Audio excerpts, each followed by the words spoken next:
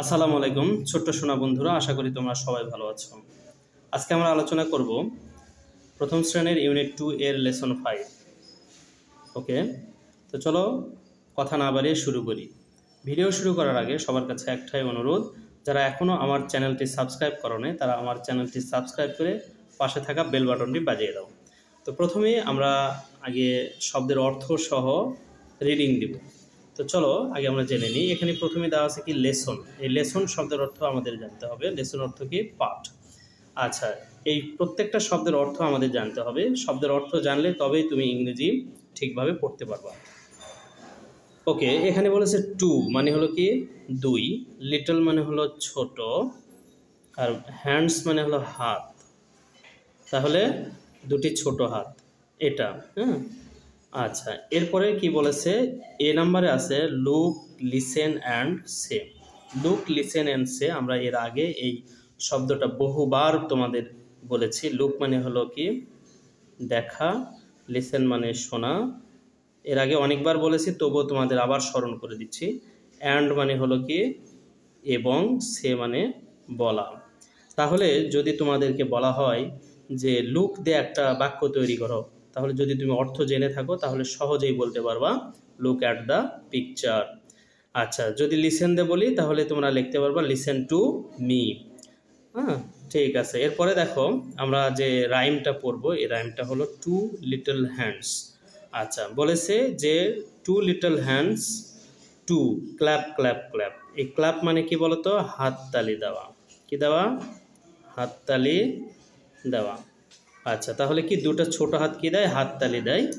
আচ্ছা, এরপরে কি বলছে? Two little legs. লেগ মানে আমরা কি জানি? পা। তাহলে গো মানে কি? যাওয়া। তাহলে দুটো ছোট পা কি যায়? Tap tap tap.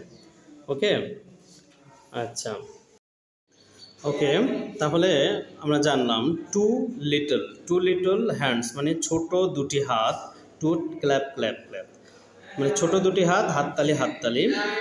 আচ্ছা, এরপরে কি দেওয়া আছে দেখো, টু লিটল লেগস গো মানে ছোট দুটি পা যায় ট্যাপ ট্যাপ। এর ট্যাপ অর্থ হলো টোকা। ট্যাপ অর্থ কি? টোকা। তাহলে টু লিটল গোস দুটি ছোট পা টোকা টোকায় যায়। আচ্ছা, টু লিটল আইস আর ওপেন ওয়াইড। তাহলে টু লিটল আইস ছোট দুটি চোখ। আচ্ছা, টু লিটল আইস আর ওপেন ওয়াইড। তাহলে ছোট্ট দুটি চোখ কি করে? ওপেন। ওপেন মানে কি? খোলা। আর ওয়াইড মানে কি? চওড়া। আচ্ছা, ওকে, আশা করি বুঝতে পেরেছি আমরা। এরপরে ওয়ান লিটল হেড, আমাদের মাথা কয়টা? একটা, সেটা বলছে ওয়ান লিটল হেড একটা ছোট্ট মাথা যায় সাইড টু সাইড, এদিক ওদিক। তা সাইড টু সাইড আমরা কি লিখবো? এদিক ওদিক। ঠিক আছে, এদিক ওদিক। আমরা পড়ার শুরুতেই আগে শব্দের অর্থগুলো খুব ভালো করে জানবো, কারণ শব্দের অর্থ যদি আমাদের না জানা থাকে তাহলে কিন্তু আমরা ইংরেজি পড়তে পারবো না। ইংরেজি পড়তে গেলে আমাদের শব্দের অর্থ অবশ্যই জানতে হবে। ওকে, আচ্ছা, এখন শেষে বলেছে দেখো আমাদের কিছু বয়েজ অ্যান্ড গার্লস এখানে আছে, এরা এই কবিতাটা আবৃত্তি করছে। রিসাইট মানে হলো কি? আবৃত্তি করা। এই ছড়াটা এরা আবৃত্তি করছে। এবং অ্যাক্ট আউট মানে কি বলতো? অভিনয় করা। কি করা? অভিনয় করে। তাহলে অ্যাক্ট আউট অভিনয় করছে। দ্য রাইম হলো কি? ছড়াটি তারা কি করছে? অভিনয় করছে এবং আবৃত্তি এবং অভিনয় করে দেখাচ্ছে। এখন এখান থেকে আমাদের যে প্রশ্নগুলো হতে পারে তোমাদের সিলেবাসে সুন্দর করে দেওয়া আছে। তাহলে কি কি ধরনের প্রশ্ন হতে পারে? আমরা আসলে আমাদের ধরো যে